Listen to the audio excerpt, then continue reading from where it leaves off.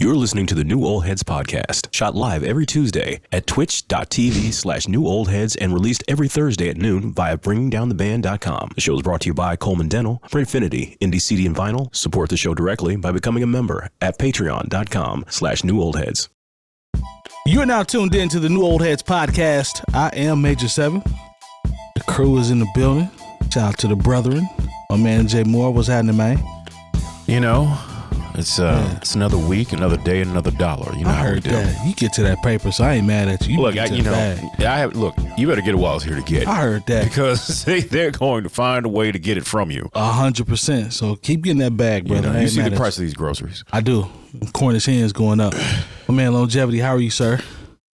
Doing all right. You know, it's not going up raisins. You can get raisins for a good price. Can you? I wouldn't know, but I know people that do know. Okay. Yeah, doing all right.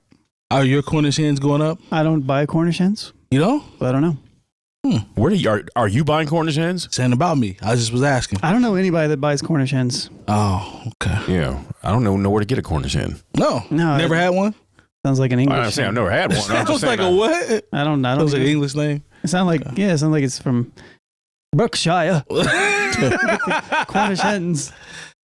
Fair enough. My man DJ Jay Diff. What's happening, man? Salutations. What's happening? Oh, man. Happy belated birthday, my brother. Appreciate it. Hope everything was well. Yeah. You know what I'm talking about? Good times, good vibrations, good vibes, as we talked about last week. Yeah. You know what I'm saying? All about the vibes. Those birthdays start to hit a little different when you get into Man, your they 40s, starting to don't hit they? different. A little bit. Yeah. Things hurt. Things are Every birthday, something else hurts. It's always a new hurt, ain't it? So Every leading year. up to it, it's always something new. All right, Yeah. this hurts now. I gotta wake up and start stretching every day. Yeah. Type ish. You ever got out the bed and just hear everything crack? Or just got off the couch. Just got off the couch. Good point. Yeah, snap, crackle, pop. Hell, Rice even Krispies. getting out the car, you might hear a couple pops. All that. Look, there's You know, you get up and do that. Oh man, Man, because you get Everything up is- sometimes and you're like, okay, it looks like you walking with a limp and it's just everything's got to warm up a little bit. Yeah. everything has to warm up. check engine light be on. Yeah. But, yeah. And bless my friends' hearts who want me to, come on, man, MC, let's go out and run a little bit, play ball. I said, man, listen, I love basketball. Y'all know that. I said, but if we play ball, I have two conditions. It's indoor, it's half court. Oh, I need 3, and I need to be able to stretch for like 20 minutes And before I we ain't play. running. And I'm not running. There's no fast break at all. It's just slow Nah, breaks with you. if y'all playing full court, forget about it. I'm not guarding Stay on nobody. the perimeter. I'm gonna get killed because I'm not guarding nobody. I'm not gonna get back on defense. I can still shoot, but that's it. Well, just say no. Bro, the 15 minutes of stretching, the 20 minutes of stretching is a requirement. I'm not about to tear. Let me knock on something. I'm not about to tear anything, bro. I'm not just to go out and hoop. Come on, man. Don't plan on it, at least. Yeah, I'm not about to plan. I'm not planning on it. So yes, I'm gonna need 20 minutes to stretch, and hopefully we can do half court. Let's play pig or something, horse. I'm with that. Yeah, all right. Unless you're playing metronome. Now that's a little triggering because metronome. Still, this is Hey. are we on 10 years yet? No, it's not that long. It's not Seems that long. like This about was 7. Oh, he beat him. this in was like this was the red. This is the it's Red about Bull 7 tournament. years ago. At least. Yeah. Give This or is take. when, This is pre-COVID. This is how you can. Well, a lot of things are pre-COVID. You're right. This is how you can date it. Because I remember Tyler Creator, Flower Boy had just came in around that time. Is that around that time? See, the I thing remember is, riding there listening to it. he chose to play me after I had been standing on my feet all day and emceeing the court, like doing all the events, walking around, all that. He's like, yeah, you want to play now? I'm like, yeah, I'm on like 5 for my energy, but let's go ahead and give it a shot. And then he got me. So shout out to DJ Metronome. So let's talk about ScHoolboy Q. Let's who talk just about released him. Blue Lips, his album. I don't know if everybody heard it or not. I got a chance to run through it. Lone was talking about how the records are a little short. Yeah. He put some effort into this mug, though. It's some, It sounded good. yeah, some heat. From what I heard, it sounded good. It's just the records are a little short. Yeah, but there's a post on his Instagram page where he really talks about how well he was rapping and how he really had his album done. It was probably been done for years, is what he said. And he went to talking about the algorithm and how he fits into the circus of today's music, and which I actually agree with, because at this point it's about a circus and the algorithm. But there's a long paragraph. I'm gonna try to read some of this because the way he quotes everything and does the capitalization. Y'all forgive me. Throw him off. Man, they throwing me off like crazy. But we gonna get through it though, and y'all count every time I, pause. Do your best. You can do it. But he said, it's early, but this is how I'm feeling today. It could change. I mean, bro, y'all never heard me rap like this. Album been done for years, to be real. I just didn't know where it would fit in this circus and just BS and the algorithm. So I made my bed, chose art. I'm too good to let my talent go to waste over a viral moment. I'm 37, still hungry. Honestly, I don't think nobody can F with me, to be real. I always find new pockets, and I've been nervous before, but never scared. I'm one of them ones, which he actually is. Easy. Let's see. I made this album for artists thinking people don't want dope-ish anymore. Stayed away from the interviews on purpose coming into this album and just kept it music. I got interviews lined up now to go more in depth, but yeah, ignore the circus because it's getting weird. Music needs to be music. Music needs effort. Blue Lips. Okay. I agree with everything he said. I like the vibe that he's in. We said vibe last week. But it sounds like he actually cares about the product, and he's not getting caught into anything other than the product at his age. To that, y'all say what? I kind of think he's always been in that personally, from like his albums that have been released in the past. Right. And this doesn't sound too far from anything else that he's already dropped, in my personal opinion. It kind of fits the ScHoolboy Q vibe. I mean, it should, because it's ScHoolboy Q. Yep. Talon's point, it is short. I was listening to it, and then all of a sudden something else came on, and I wasn't expecting the album to be over. Right. Trust had like damn near 20 tracks, I think. All right. Something like that. But it was good. To me, it was really good. No, for sure. Based on what I heard, and it made me appreciate ScHoolboy Q and TDE once again. No, I think this is a solid effort on his behalf. One of the things that it is a bit jarring when you see the amount of tracks, and then, like I said, it's almost fitting into. I mean, I know he says he's not doing the circus and the weird-ish, but he's almost done an album for this generation and their short attention spans. Kind of, going that's with fair. the algorithm That's fair. that he said he didn't want to go with in that sense. Yeah. In that sense, which I don't fault him for, because there's a lot of people who just aren't. They don't want to hear the third verse on anything. So I think also we are reaching a certain generation of artists who are going to have to either adjust or just say, forget it. I'm not going this route that seems to be what everyone else is going to do. Right. There's certainly like a line of demarcation for, I don't know what the age or what the age of, how long someone's been doing it, to where they've got to figure out, okay, either I'm just going to go ahead and do, for lack of a better term, I know y'all get tired of us talking about Killer Mike, but do what Killer Mike did, right, and just create the best rap album possible. Spend his own money, put it up, and just say, okay, marketplace, this is what it is. Come get it if you want it. If you don't get it, then that's honestly your problem, not mine. So I think that's where a lot of artists are. You are, especially when you're used to selling something. I bought which album had Man of the Year, because I just love that record. Blank Face. Yeah. I bought that CD. So that's how long ScHoolboy Q has been doing this, to where he was actually able to sell things in the store. Yeah. I think there are a lot of artists who have to adjust to the fact that, like, okay, we don't even sell anything anymore.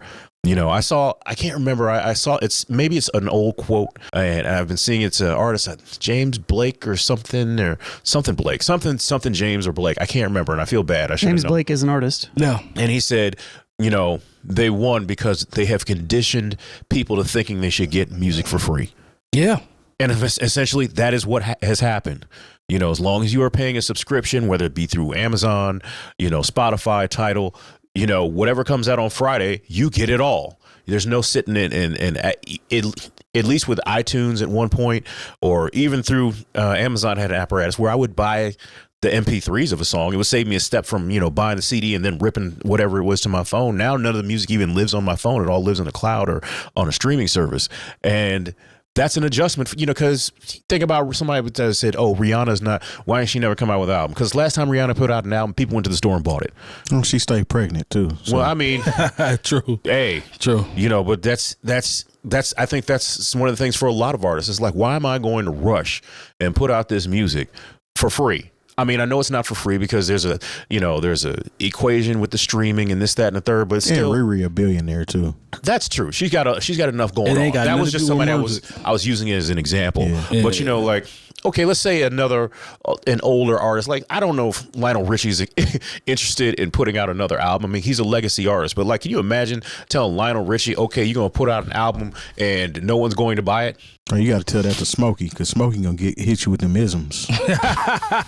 He gonna hit you with what?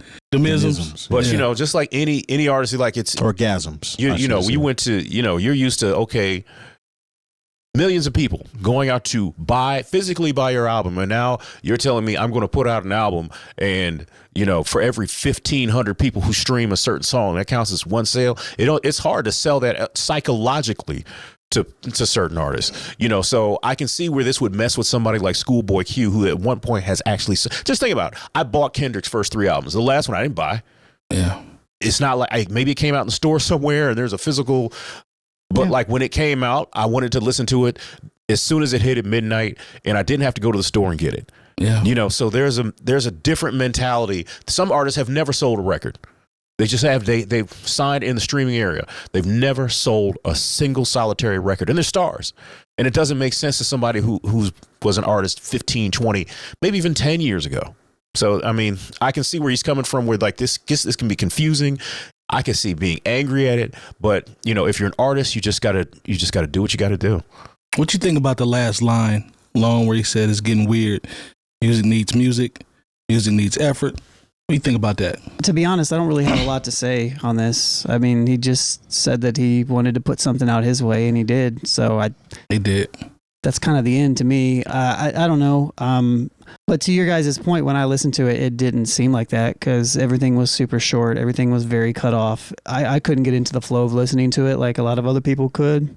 Right when it was like picking up, it was like it stopped, and then it would jump into something else. And I listened to it just on regular YouTube with ads. So an ad would literally jump on and start every minute and a half. So it was just kind of like, it was annoying, to be honest. It was kind of jarring to even try to listen to the project. I couldn't even like really listen to it. So, but from what I liked, from what I heard, I liked. So I think when it comes down to it, from an artist perspective, if he's doing what he wants to be doing, cool. Yeah. I think that's the way it should be. You know what I mean? But what was the last line again? Well, he said, because he spoke about the circus, the music industry being a circus in the algorithm era, but he said it's getting weird out here. I'm paraphrasing, but he says it's getting weird out here. Music needs music.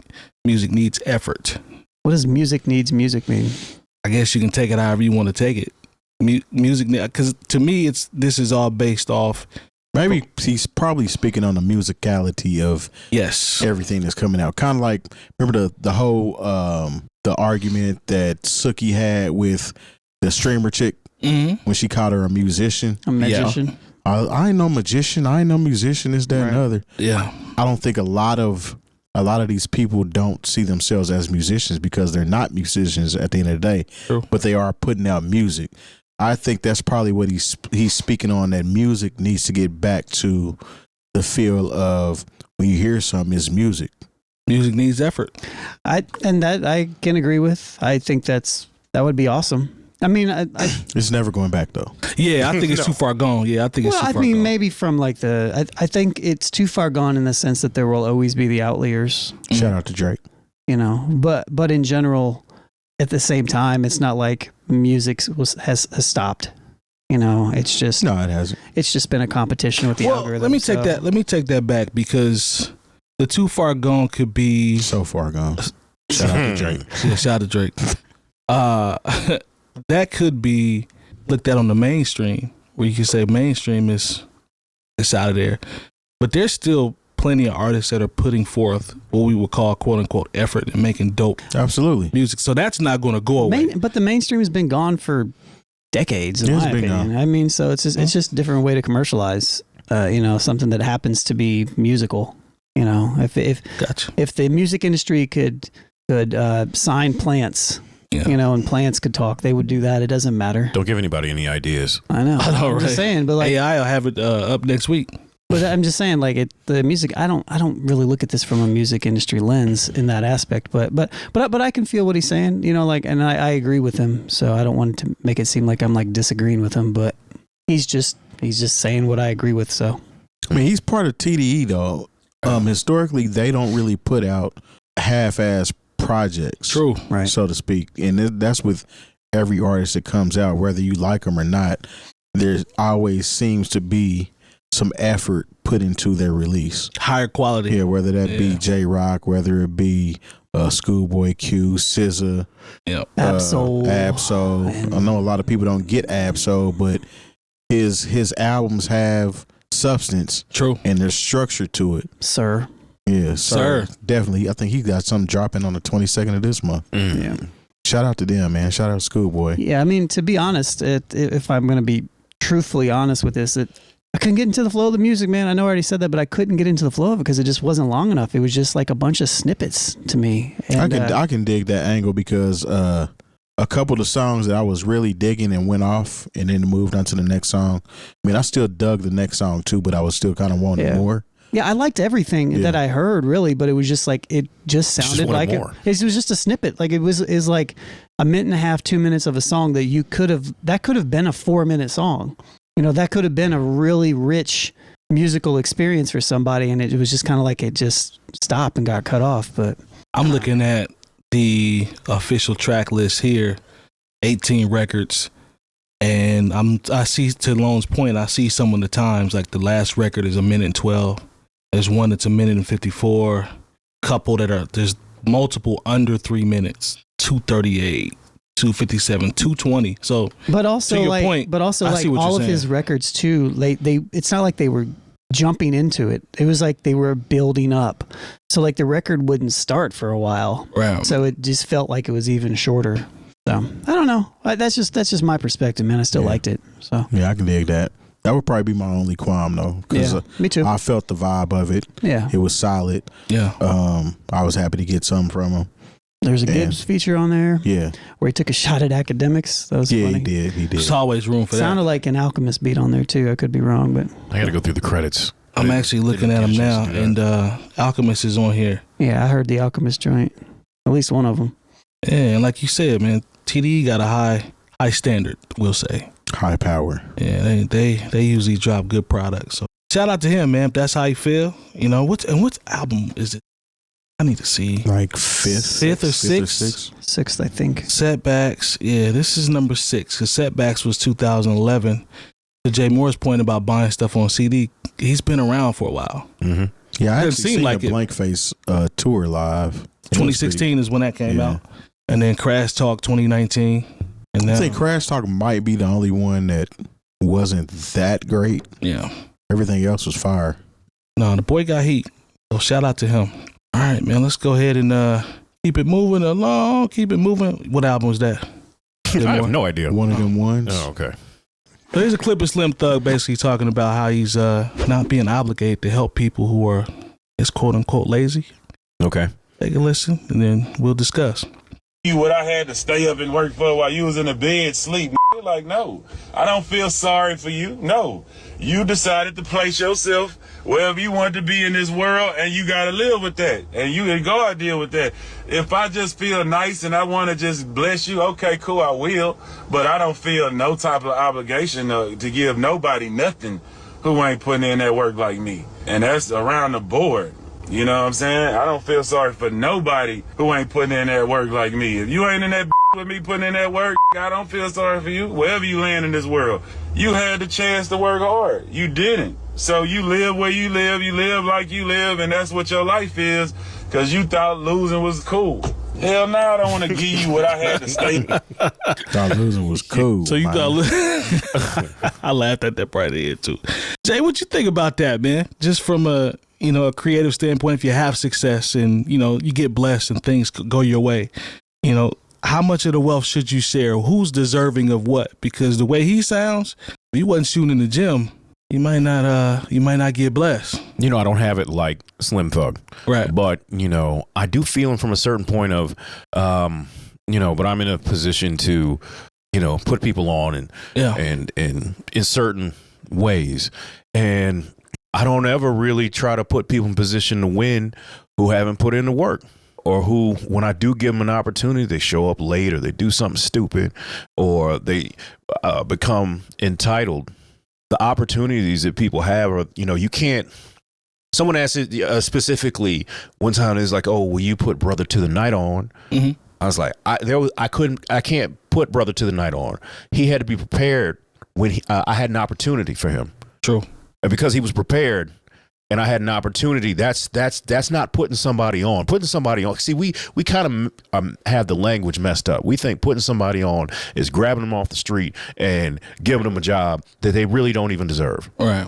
Okay. I can't, if you are capable and there's something where I'd be like, okay, I can help you out with this, and maybe use your skill set, and then in turn it generates some money for you and maybe some other opportunities for you, then that's something we can all work with. But if you just standing around hoping it's going to happen for you, and the thing is, like, sometimes you do, I will say this, sometimes you have a messed up attitude. I know I'm guilty of this, because you see how hard you work, especially on days when you don't. There have been days I don't feel like going to work. Right. Or because I work at this point several jobs. I work 7 days a week. Yeah. I don't have any days off. People like to say, "Oh yeah, no days off. We move and we grind and whatever." No, like, there are people who'll see me one place and like, "Didn't I just see you here? Didn't I just see you here?"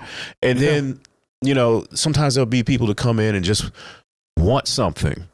And I feel a level of resentment to it. And I was like, that shouldn't be how, in my spirit and how I was raised. Right. Especially if somebody's less fortunate. But I'm like, dog, how you gonna come in here every day begging? The effort you put into begging, you could have helped. You could have done something for yourself. So sometimes there's a bit of resentment towards people who just want something because they want it, as opposed to wanting to work for it. But this is, I'm hearing myself. This sounds very Republican.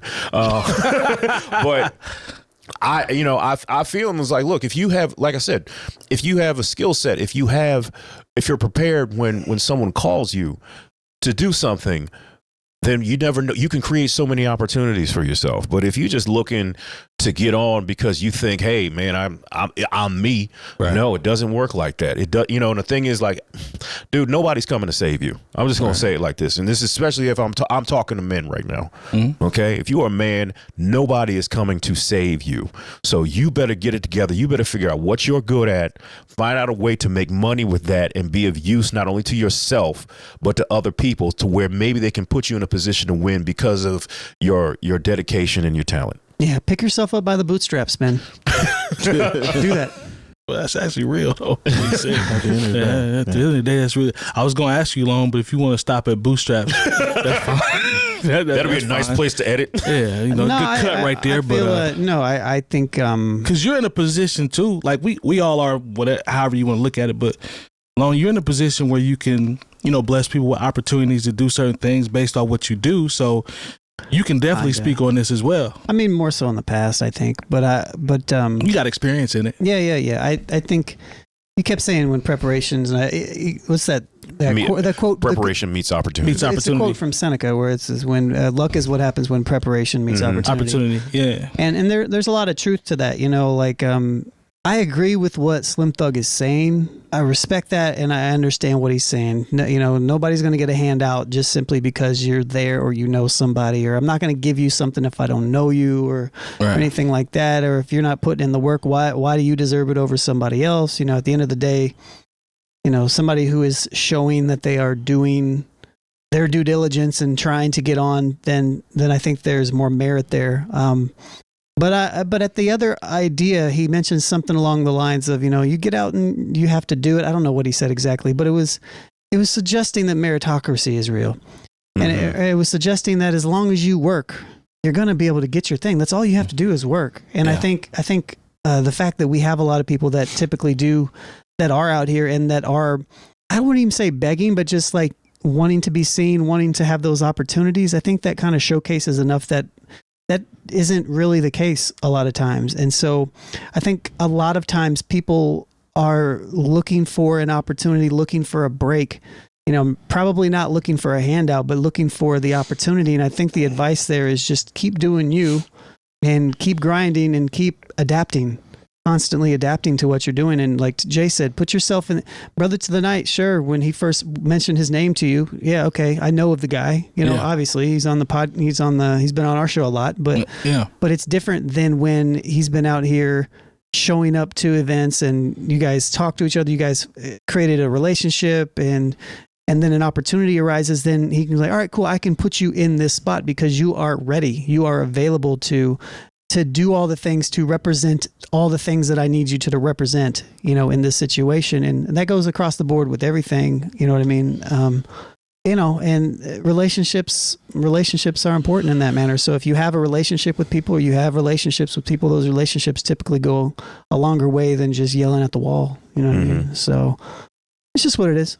So that's my only thing. Only pushback I would give back on that. And I don't even really think it's super relative, but it's just that just because you work hard doesn't necessarily mean you're gonna get anything. And I think that's the lie that we need to stop telling people. Well, yeah, I mean, because kind of even out what I said in my first statement, because on a few shows ago I said, look, nobody works harder in the United States of America than poor people. Right. You know what I'm saying? You see people who work those 40, 50, 60 hours, and they're toiling away at jobs a lot of times that do not allow them sometimes to pursue their dream because they got to do so much just to maintain their basic living expenses, and it's under the guise of, hey, we can just think about the idea of minimum wage.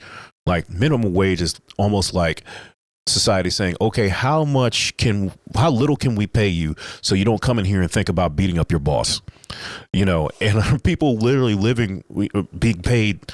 I'm not going to say minimum wage because like if you're somewhere where they're only paying $7.50, you need to get out of there. Yeah. But even when you're paying $11 and $12 an hour, depending on where you live, that's not enough to really maintain a lifestyle. Yeah. Most places, especially if you're talking about larger metropolitan areas. Yeah. So, like I said, those people are also working hard. Like sometimes we have this thing in America where we look down on people just because they're poor and you don't have an idea of how hard they work. Despite the fact that they don't have what you would, or just the accoutrement, if you will, of a successful life. So I want to balance out kind of what I said with that statement as well, because I can't act like I don't know that life as well. For sure. In fact, I'm still on the verge of living and being a part of that life, but I also know, sitting around complaining and playing video games and smoking weed all day is not going to get me any closer to being out of that life. Yeah. People got to match the energy in that aspect if they want to come along board. It's just kind of what it is. No, for sure. What you think, Terry? I know you've been in positions like that as well. Yeah, I mean, I'll probably speak from Slim Thug's angle since everybody else has touched on everything else. But I mean, to me, it sounds like he's speaking to people that he grew up with that thinks he's in a position to just hand you over something. You know what I'm saying? If you ain't out here helping hunting, then you can't eat with me. Essentially, I think is what he's saying. I do too. And in that sense, I dig it because it's almost like people are waiting for you to get on. It's like the Money Mitch's uncle. Money making Mitch. High roller, come to visit. Paid in full. Yeah. How you look like you shining. You know what I'm saying? It's like you're waiting on me to give you something so that you can be like me, but I'm the one that put in all the work. So why would I just hand this over to you, essentially? And that doesn't make sense. Everybody should, even if I am in a position to put you on, you have to be able to play your part, essentially. You have to be part of the team. So what are you going to do in order to earn your keep, so to speak, rather than me just handing you over some money and then it's not a value to you? It's kind of like the analogy that Jay-Z said when his family member asking for like $5,000 for a business venture. We know Jay-Z has $5,000, but if I just give you this $5,000, then what does that mean? Because that doesn't mean anything to me. So as soon as you jack off this $5,000, you're ready to come back and get another $5,000 because you're trying to view the money how I'm viewing it. Right. And it's nothing to me, but it's something to you. So if you it up, then you can't come back to me like, well, I need another one because that venture didn't work out and that play didn't go all the way out. So what makes you think that I believe this next one's going to work out? I think Logic had the same conversation with his dad. Yeah. Not too long ago, I seen a episode where he was talking to his dad about his dad asking him to buy a house. Mm-hmm. He goes, well, if I buy you a house, excuse me, then I have all these brothers and sisters. Yeah, I got to buy them houses too. You know, he got all this money, he got millions of dollars, but he don't want to help nobody. He don't want to buy nobody a house. Well, hold up, let's just step back real quick. There was a time when you came to me, asked me for $850,000 to buy you a house studio for you and your band. I've also had my sister ask me to buy her a house. I've had my brothers ask me to give them money. I've given tens of thousands of dollars to my brothers and my sisters, and I've seen them piss it away. What about my mom? I got to buy her a house too. Like, I can't just buy you a house just because you think I'm worth all of this money, which I am, but I can't just give it to you and not give it to everybody else. Right. Everybody has to work and pretty much pay their fare. Because then what if I give you the house and you don't pay the HOA or you don't pay the taxes on it, and then you're coming to me like, oh, my water's about to get cut off. Mm-hmm. You know, they got my internet bill. Like, it never stops. Right. No, it never stops. You know, and there are certain people you do that for, you know, but at the same time, you know. Yeah, like the people, your immediate family, your spouses, your kids, to a certain extent, because, I mean, your kids have to get to a point where they have to understand that I have to get out here and get it too. Right. You know what I'm saying? I'm not responsible. At the end of the day, you're not responsible for anybody but yourself and your spouse once the kids get to a certain age. I mean, I don't believe in the mantra of kicking your kids out on the street. Right. But they do or should have to provide or be part of the, you know what I'm saying? The team. The collective, the team in order to make the ship run. Especially if you're like 25. Yeah. No, I mean, I think this is one of those good conversations that I hope, for sure. hope actually, you know, people listen to and they don't turn off as soon as I start saying, if you don't work hard, you don't get shit. But, you know, even that's partially true. I mean, to a certain extent. I mean, but everyone, it's true because of how our society is set up, and it's. I think the thing that I have a problem with that in general is just that, yes, we should all have to work, but we all do work. I think it's just the fact that we have to work so much harder, and we're promised this light at the end of the tunnel, and that light does not exist. It never. He also used the term loser too. So when you think of loser, I don't necessarily think of somebody that's working hard and just not making enough. When I think of a loser, I think of somebody that I'm content with this couch, that plastic chair, a nightstand, and my video games, a sack of weed, and McDonald's. That's loser behavior. I'm perfectly fine I'm perfectly fine with just doing the bare minimum. And I'm hoping somebody's going to come save me. Right. And provide to me more income so I can still do the bare minimum with what I have, but just look better doing it. It is just like what you said and what Jay Moore said. There's no carriage that rides into the hood and picks you up and just takes you to, thank you, Lone. There's no carriage that comes into your neighborhood and says, okay, we're going to pick you up and set you up for a whole new life, and you ride off into the sunset. Your concept about the light at the end. That doesn't exist. That's not realistic. No. And nothing is going to be given without some form of effort. It's the conversation about the preparation. We've seen what happened to MC Hammer in real time. Yeah. Trying to provide for everybody. And mind you, he's still in a position that he's well off for himself. No, he's straight. Everybody else called him broke. He's broke because he can't take care of you anymore. Exactly. But his life is still fine. Yeah. By himself. 100%. And the thing is, like, when you were riding with Hammer, you didn't do what you were supposed to do with the money or create opportunity for yourself. And that's not Hammer's fault. And then you're mad at Hammer because he has to pare down. Now he can't take 40 people on stage with him. Maybe he only can take 15. Mm-hmm. So the 25 people he can't take with him anymore were like, oh, Hammer ain't nothing. No, you should have put yourself in a position or saved some of the money when y'all was living real high off the hog. Facts. Like there's always that story about, like, you know, the people that get taken, who literally maybe the carriage does come through and they get taken on tour. They get to meet all these people. They have all these opportunities, and then when the tour is over, they look up and like, all I got is a jacket and, you know, some free stuff we got on tour.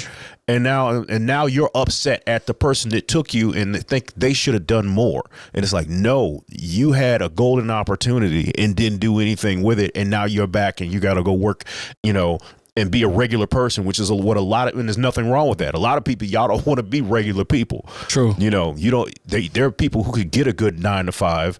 You know, everybody wants to be a boss. Everybody, and I'm telling you right now, everybody want to be a boss until you realize the boss eats last. Man. Yeah. That's the nasty part. That's Everybody, it right there. Everybody want to be CEO and president of this, and then you realize that you got to pay everybody to make sure, you know, you can keep the train running, and sometimes there's nothing left for you. And so Slim Thug might have come from a situation where he's like, he tried to do for people. Yeah. You know, sometimes that's where the bitterness comes from. No, for sure. You know, to where like, you know, I'm not doing this anymore. It's like I tried to show y'all, like you know, the whole, you know, show you how to fish instead of giving you fish. Yeah. You know, teach a man to fish. And you know, it's like, look, I showed y'all how to fish, and you still was up here asking me for fish. I'm done. Yeah. You know. Yeah, I really hate this conversation though, because it's putting the onus on the individual. You know, like I understand, because everything that everybody's saying is absolutely true, but still at the same time, even if you do work really hard, it doesn't necessarily mean you're going to accomplish the things that you're going to accomplish or want to accomplish.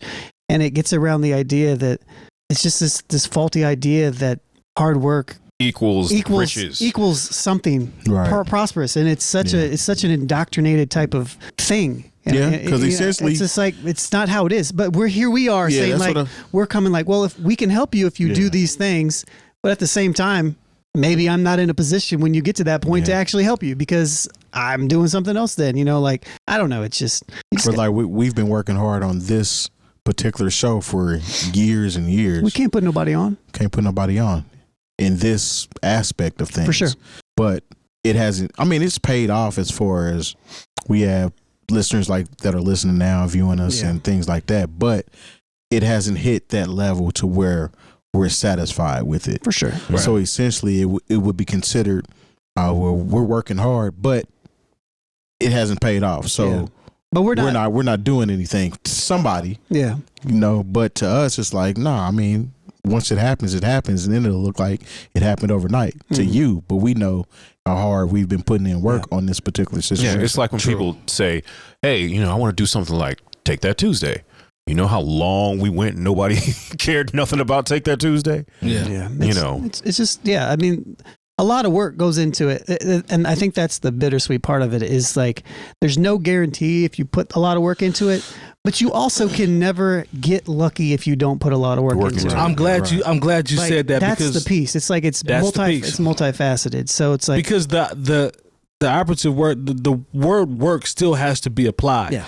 But it's like you said, it's about how you look at it. Like if you don't have a false sense of whatever, there's a fake narrative or whatever. But the work part still has to be done. There's to even loopholes in that though, because how many people have you seen just out of nowhere, and they will literally brag to you about how short of time that they've spent on this craft. This is true. And made it. This is true. It's like, I ain't really did nothing. They brag about it. I ain't did nothing. You know, I ran into such and such, and boom, here I am. Like True. Game even tells a story. And he wasn't even rapping a year before he got on. Yeah. It's like, it just happened to get in the right person's hand. Yeah. And it just went from there. There's always exceptions to the rule. Yeah. True. You know what I mean? But you can't base everything off that exception. Exactly. You know, what I mean? you got to look at things like that as being anecdotal. Like, okay, for sure. example, I won an Xbox from Taco Bell. Yeah. Okay. Now, that's why I eat Taco Bell every day now. But imagine I tell that story. I'm like, oh, instead of someone saying that's a cool story, they're like, I'm going to eat at Taco Bell every day until I win an Xbox too. You could have bought one by the time you spent all that money. You know, like I was going to buy said Xbox, you know, because the one I had got stolen, but that's another story for another time. But when I won one, but that should inspire you to say, okay, I'm going to spend $10 at Taco Bell every day until I get an Xbox. And when you could have you could have saved the money and bought an Xbox. Yeah. But then you wouldn't have all the Taco Bell. Exactly. Well, that too. But you still probably won't get the Xbox. That's the case. That's the thing. Like what the whole story is like, yes, it's a cool story, but you don't think that I'm never going to win whatever new Xbox or PlayStation. That's never going to happen to me again. Statistically, it's just not. It's not. It's like the Monopoly game. Yeah. You know, a documentary on that one. Yeah. So it's like when you see someone who literally gets lucky, where they do something one time, it happens, and they go straight to the moon. You got to understand that's not statistically going to happen to you. Yeah. It's an anomaly, man. It's anecdotal, like you said, so you got to take it with a grain of salt. So you still have, if you're one of those people that, because I heard a story recently about, this is the first beat I ever made. And then it winds up being a hit song. Mm-hmm. And it's like, okay, that happened for that guy. It's not going, you hate to tell this to people, but it's not going to happen to you. You talk about a one-off. I know somebody who. That actually happened with Busta Rhymes, Put Your Hands Where My Eyes Can See. That was their the first beat that they had ever made. Yes. Was it? That's crazy. Yes. But I know somebody whose family won the lottery when I was in college. Like she went from, when she went home for Thanksgiving, whatever, went from having to sleep on the couch to, being able to have a nice place on Lakeshore Drive. But that did not make me say, damn, I need to go start playing the lottery. Yeah. A lot of people do. Because statistically, that just will never happen to you. Yeah. Capitalism, probably. Yeah, that too. Show me the money. Well, I think Terry's point is the one where he said it sounded like he's addressing some people that might have been around there. Yeah. Now that I think about what you said, that's a very good point. It's not the same. I mean, and I always give props to LeBron. No matter, he didn't just give anybody jobs. Yeah, they had to literally learn how to do something, and then he paid them to do their job, and they do their job well. True. And unfortunately, everybody's situation doesn't happen like that, where you have somebody that's very talented with money in their hands that was able to provide for you to at least learn something to benefit yourself and benefit me. True. And now we're all rich. Lone, can we shout out our partners? Thanks to our partners. Dr. Coleman of Coleman Dental is our go-to dentist. He's a longtime Indianapolis arts and music supporter located right in Broad Ripple. Printfinity is a screen printing shop based in Indianapolis, owned and operated by our own DJ Jay Diff. Our good friends at Indie CD and Vinyl operate one of the best record stores in North America. Shop new and used in their site or visit them in person. And the best way to support the New Old Heads is to visit our Patreon and become a member for as little as $3 a month. All details on newoldheads.com. Let's I got some more audio I want to pull up. Let's talk about Dylon the Dillinger. Now y'all know who this is because I said the name. I should have said it 5 times because that's usually how it went. Top 5. Yeah, top 5. Dead or alive. You know Dylon from Making the Band. We all know. We Sure watched do. the show. I'm not gonna cap. I watched it. But there's a video. That was an important time in pop culture. Yeah, it was. I watched every episode of that show. I'm not gonna cap because I watched it.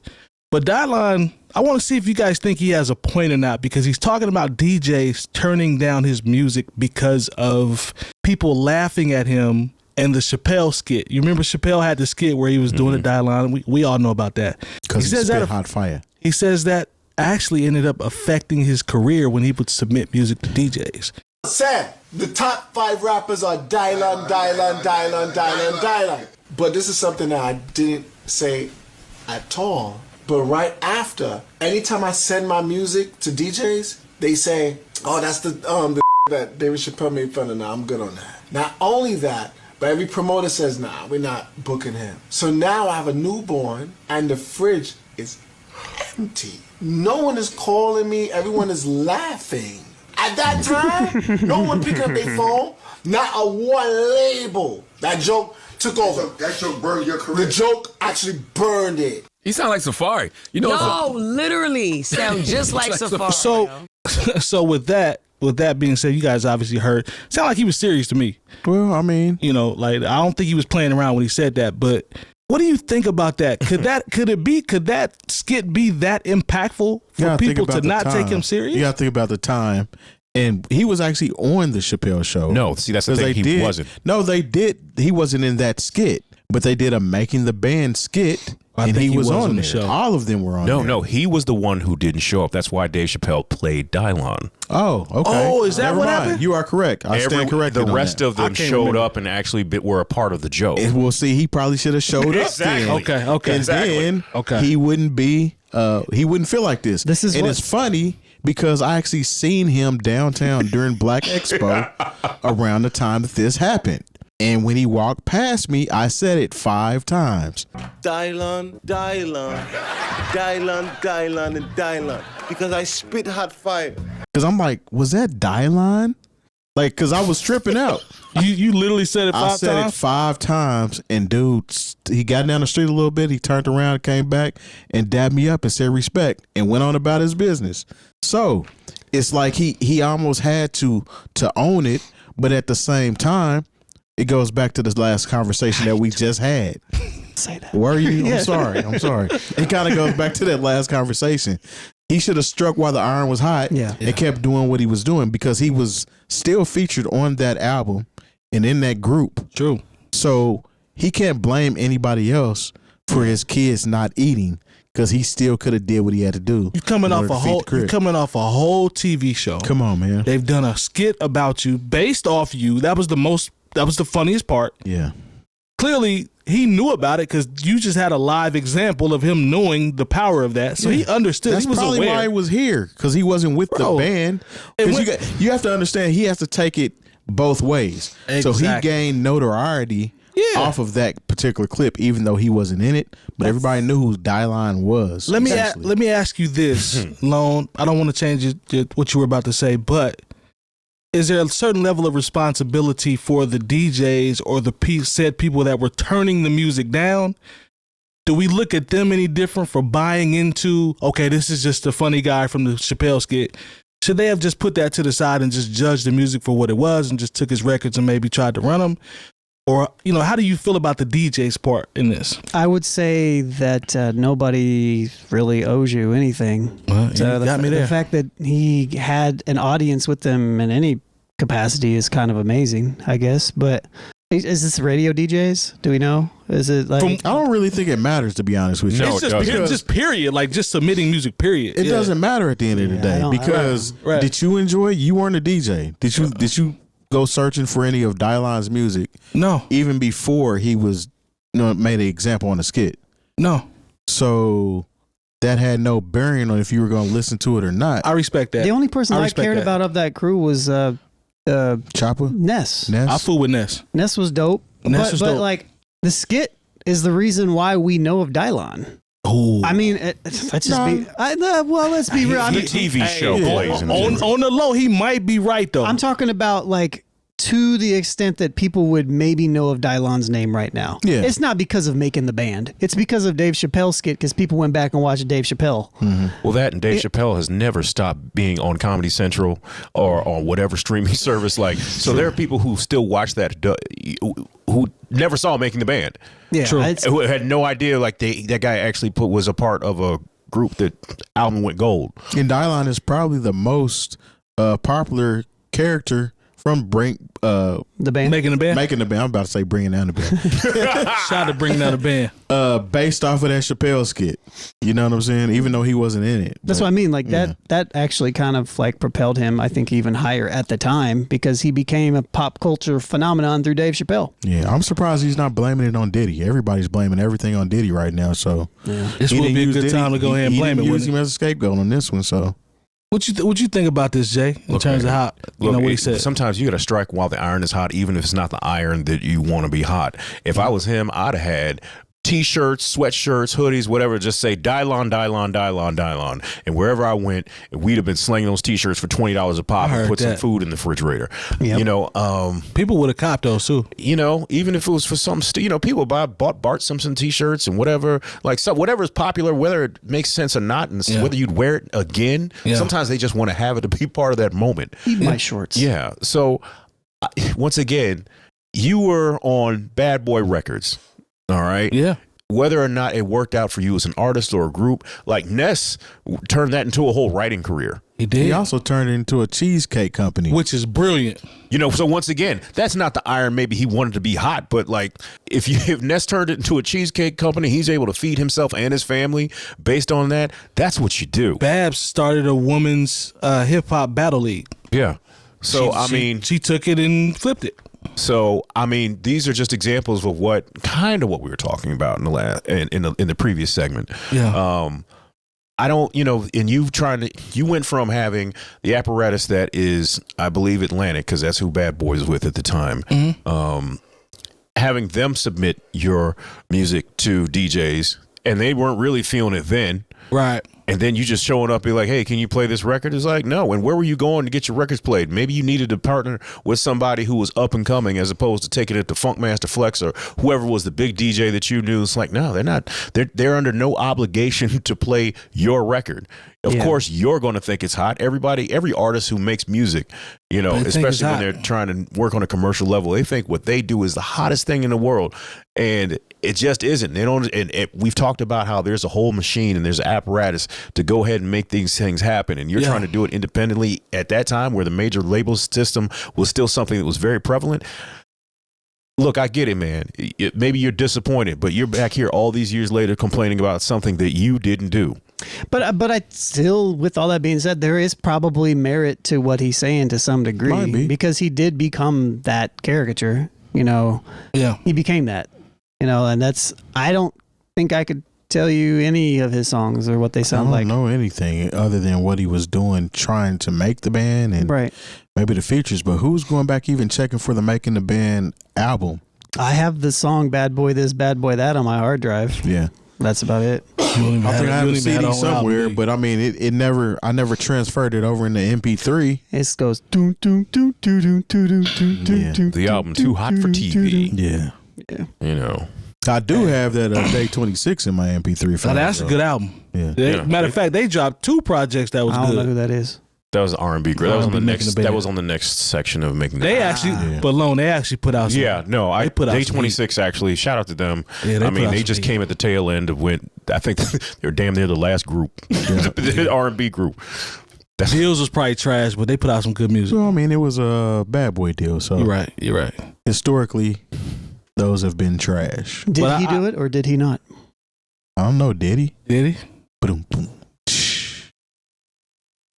Well, shout out to Dylan, but look, honestly, if he put out that shirt today, man, he might be able to sell enough copies to really do something for himself. Because once again, the Dave Chappelle skit has never gone away. We talked about Dylan. We're not talking about anybody else in that group. Well, what I'm saying, he's the most popular one. Yeah, I mean, honestly, that should have propelled him and put him in position to do something. But he wasn't. A lot of times you're not ready to receive. He needs to come with a Nextel chirp. Sometimes you're not. Look, sometimes you're just not ready to receive your blessing when it is presented to you. He wasn't prepared.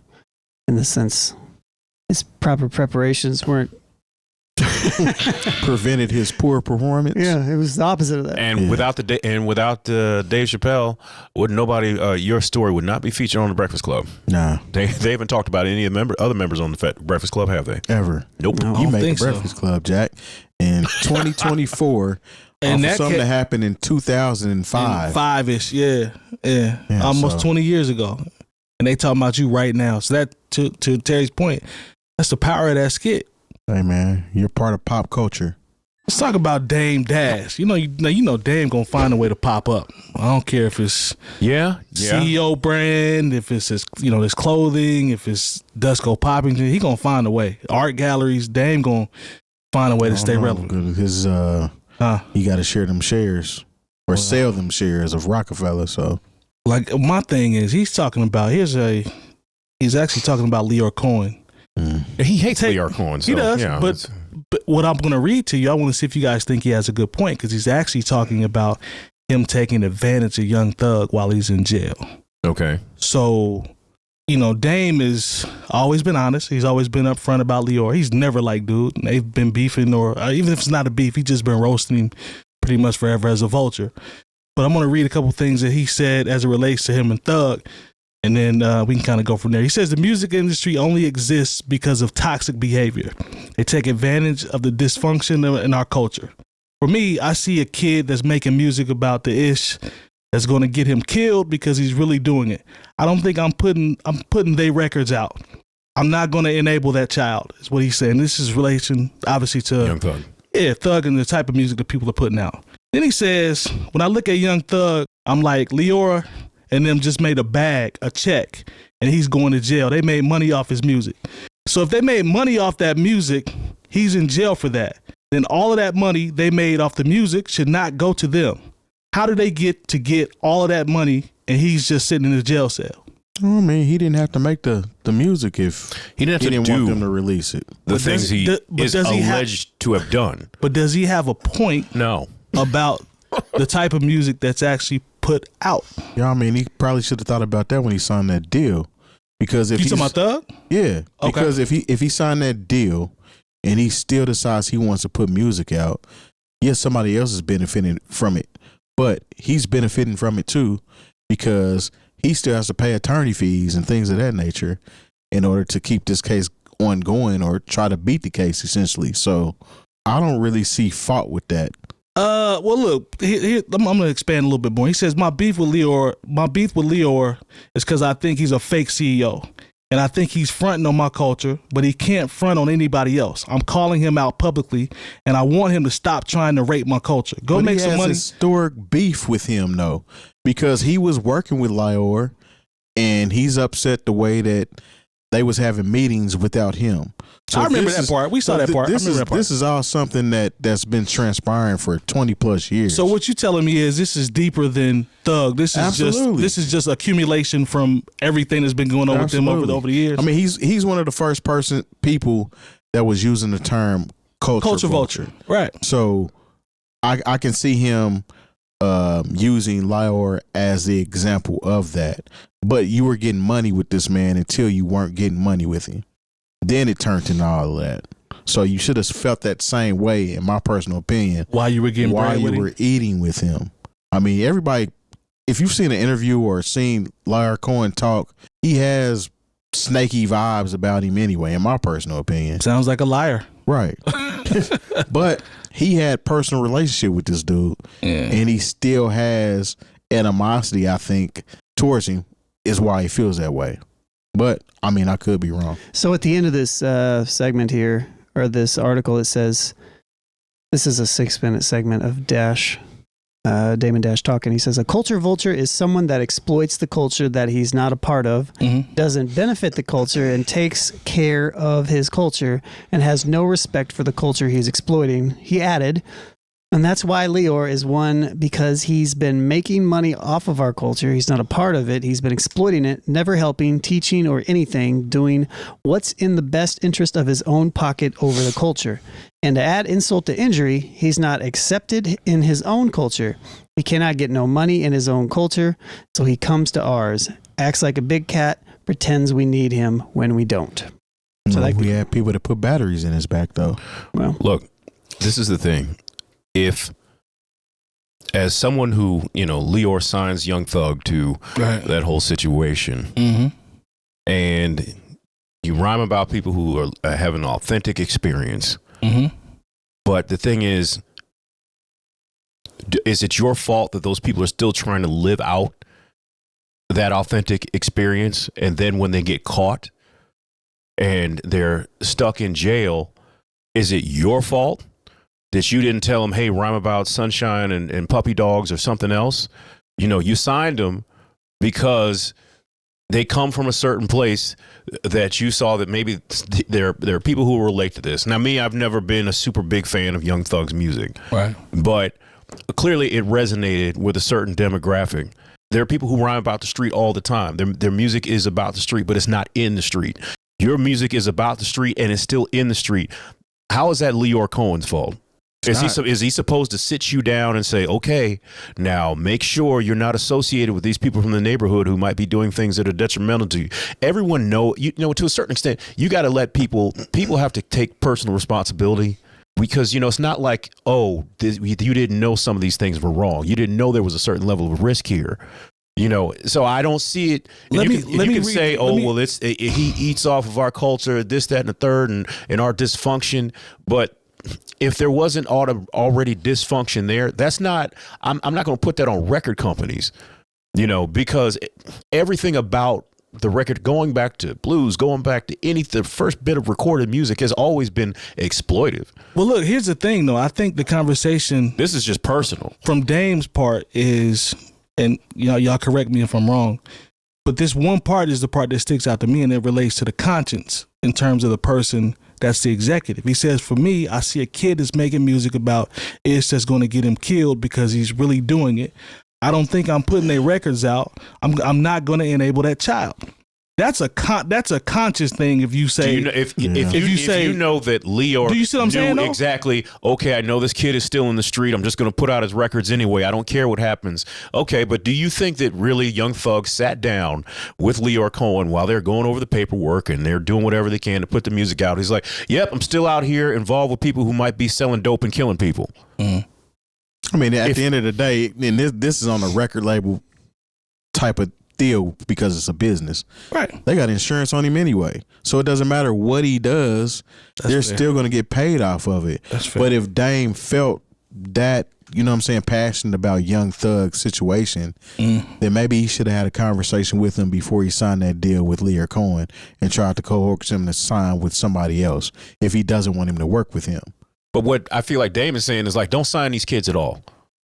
And it's like, okay, you're going to tell you who are you to say who I can and cannot sign based on your personal feelings about me? Yeah, exactly, because it benefited you and Jay and Biggs at one point in time, and now since it didn't work out for him, now he's still bitter about it essentially.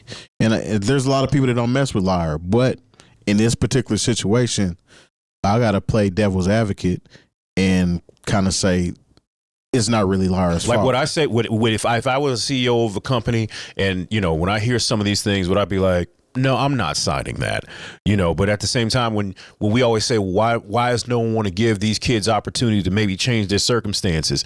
But if you give someone an opportunity and they don't change their circumstances, and you know they've made enough money to separate themselves because you know they was out here getting it at one time, that's not the executive's fault. Nah. That's your fault. Do you all remember the interview where it's capitalism, but thank you.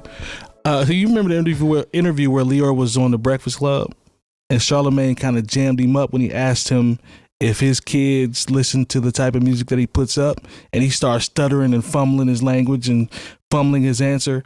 I think that's the type of guy he is. But what I'm saying is, I think that's what Dame is speaking to. On one hand, you pushing this. He's not wrong. He's not wrong in that aspect. So we agree on that. Okay, but this is a personal vendetta against him. And the people who run McDonald's don't let their kids eat McDonald's. Yeah. Multiple things. You know what I'm saying? The people who run Facebook don't let their kids get on social media. I'm sure they do. They probably do. There's that's probably monitored. No, that's there was I can't remember what executive it was like. No, I don't let my kids. That's eat your brain. Like they literally, that's probably true, you know, and so. But make sure you log on. You know, so once that goes back to capitalism, you know, it's like, what's good for you? I know it's not good for me. So I'm not a fool. But record labels are put in place to make money. I'm not stupid, so I get it. But Dame, to Terry's point, it might be previous history and, you know, a culmination of a lot of stuff that's been going on, but low key, he has a point as it relates to his approach to the culture. I'm 100% with him on that. But he's always had that. But would you tell? But as Dave's point, I wouldn't assign this kid because he's, you know, because I care. I understand that. You know what I'm saying? Like I said, I see where I wouldn't.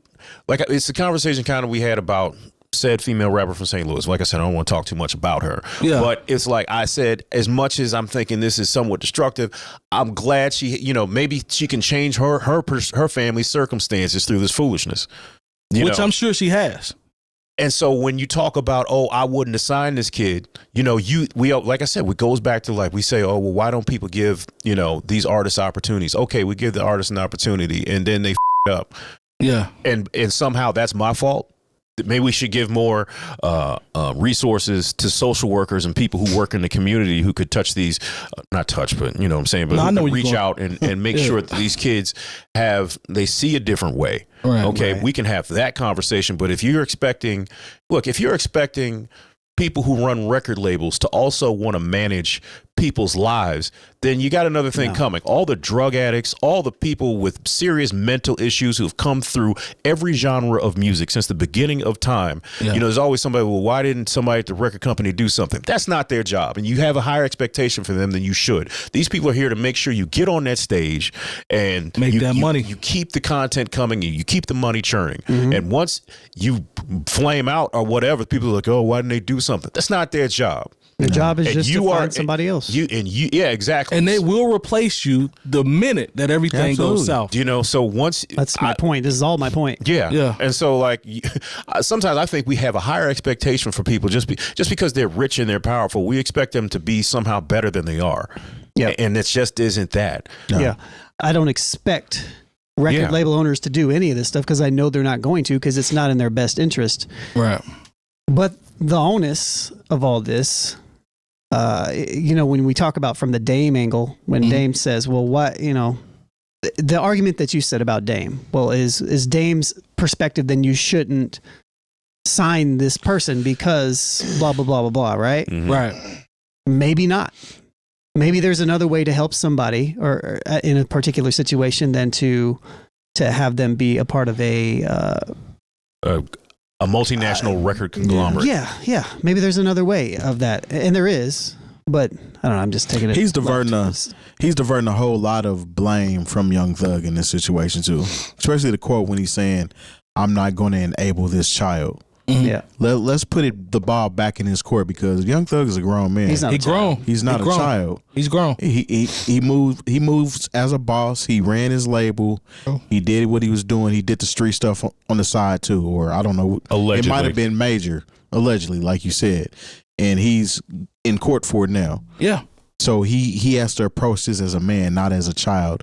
He is not facing time in the boys club or juvenile. This is prison time. True. And I remember, you know, Kevin Lyles at one point when it was Gunna's situation said, look, he said, I'll put up the money to bail him out and have him monitored, you know, and, you know, the judge wasn't going for it, you know, whatever. There's a lot of mess going on in Atlanta right now. So, but I'm just saying is like, even when there are people, when they do take an interest, people are like, well, why would you do that? And when they don't take an interest, it's like, well, why would you do that? There's never going to be anybody that's happy with whatever it is that you do as far as these artists are concerned, especially when they've done something or have allegedly done something that has put themselves in a compromising position. Yeah, I agree. And the thing is, I know what Dame is doing. And like I said, I know it's personal when he says, you know, he's not of our culture.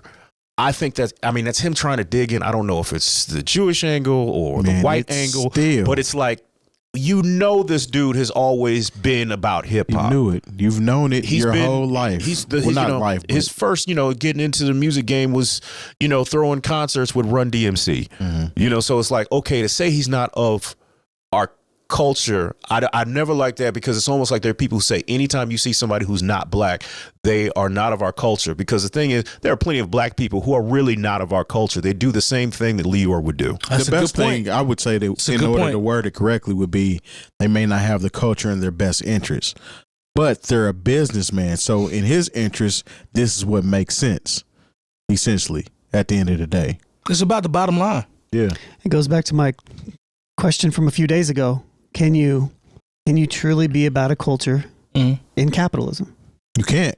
Not when you monetize it in the way that he's presenting it. So then, to that point, Dame is absolutely true about Lyor.